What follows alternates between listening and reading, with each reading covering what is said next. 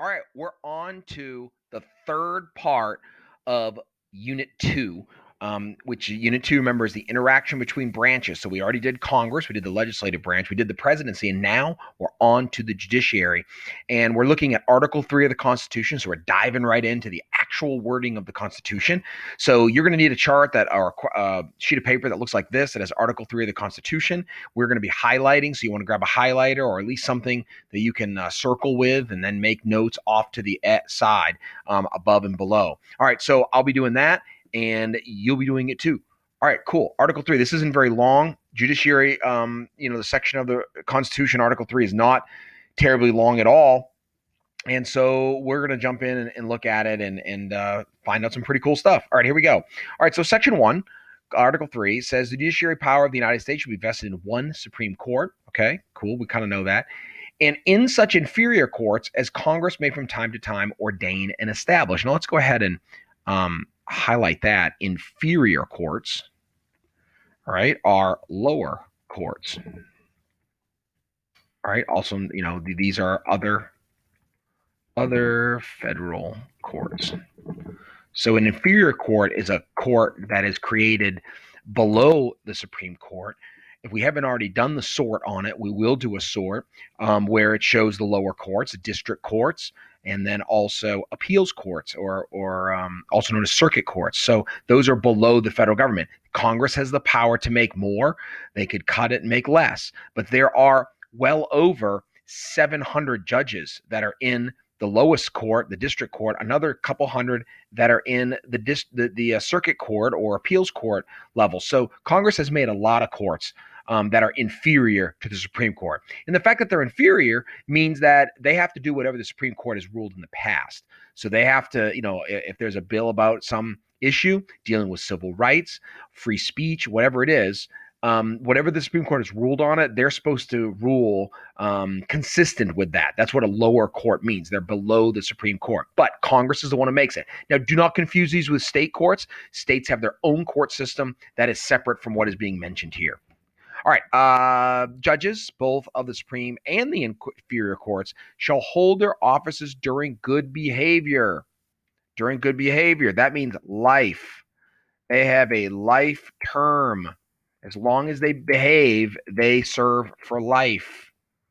Serve for good behavior means life. We'll look at why that is when we get to Federalist 78 in a lesson that's soon. All right, and they shall at stated times receive for their services a compensation which shall not be diminished during their continuance in office. So obviously you don't want judges having their salary lowered because the Congress doesn't like a decision they made. All right, awesome. Moving on. Section 2. Judicial power shall extend in all cases arising under this Constitution. So, when we think of that, arising under the Constitution, the most common thing is the Bill of Rights. Anything in the Bill of Rights. There could be some other things, but that's the most common is the amendments and the Bill of Rights. But there are other issues as well. The laws of the United States, treaties made or which shall be made under their authority, to all cases affecting ambassadors, other public officials, ministers, consuls, and to all cases of admiral and maritime jurisdiction, to controversies to which the United States shall be a party, to controversies between two or more states, between a state, a citizen of another state, between citizens of different states, between citizens of the same state claiming lands under grants in different states, and between a state or citizens thereof, foreign states and citizens subject. So this is all the jurisdiction right here, okay? You just kind of circle that and just go ahead, jurisdiction. Remember, jurisdiction means the right to rule on. That's what jurisdiction means. They have the right to rule on all of those things. Notice a lot of them are between states and citizens suing and all this other stuff. That's a lot of what this is. Plus all the things under the Constitution. That's the biggest part.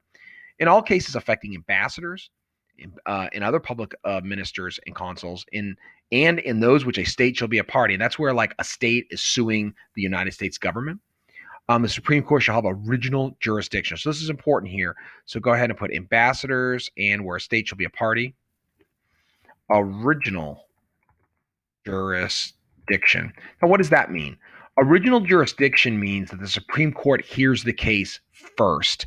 That these lower courts that were created by Congress, as I mentioned above, an appeals court, a district court, they will actually hear all of these cases first. Anything like if you were going to sue over free speech, you felt like I was restricting your free speech in the classroom, which, by the way, you don't have a lot of free speech in the classroom, especially if it's disruptive to the learning process. But if, let's say you were suing, you wouldn't go to the Supreme Court immediately. You would go to the federal district court that's closest to us, and that's where you would sue, and that would go to a lower court. See, Supreme Court doesn't have original jurisdiction on cases arising under the Constitution. The lower courts do. Why? Because Congress says it does.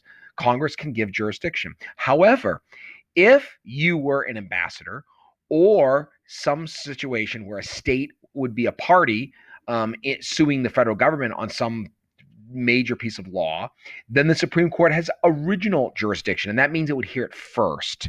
Original jurisdiction means who gets to hear it first. So the Supreme Court most of the time has what we call appellate jurisdiction. In fact, here's what it says. In all cases before mentioned, all the cases before mentioned, the Supreme Court shall have appellate jurisdiction.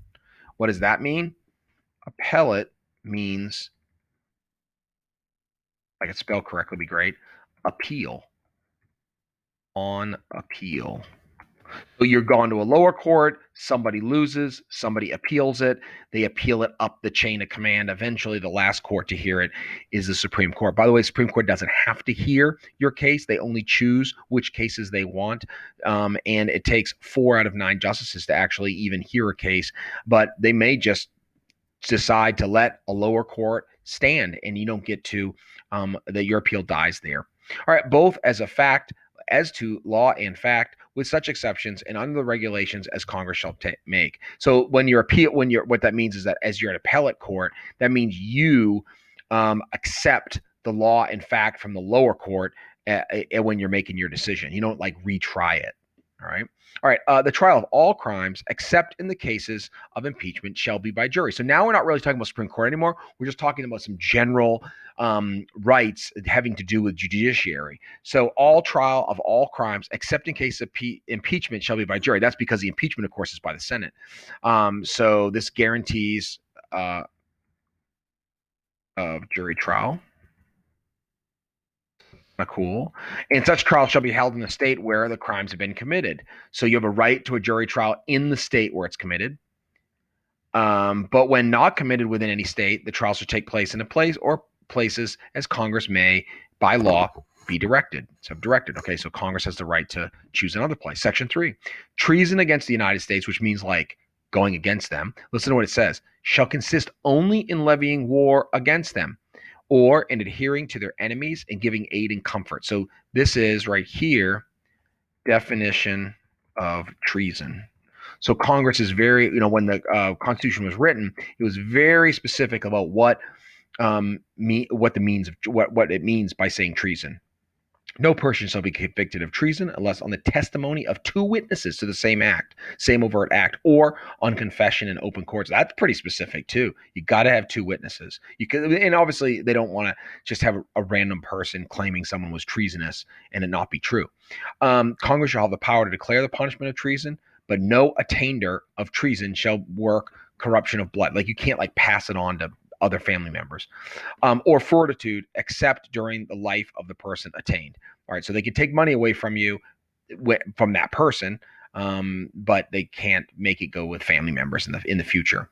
All right, so that's it. That is it for Article 3. It's a short little thing. There's not a lot there. What's going to be done with the Supreme Court, how it works and how many, it's all going to be set up by Congress. And then, of course, as tradition lays forward, especially when we look at Marbury versus Madison. All right, great job. We'll get some cards on this. So you're going to be doing a lesson on some cards talking about these things. Thanks.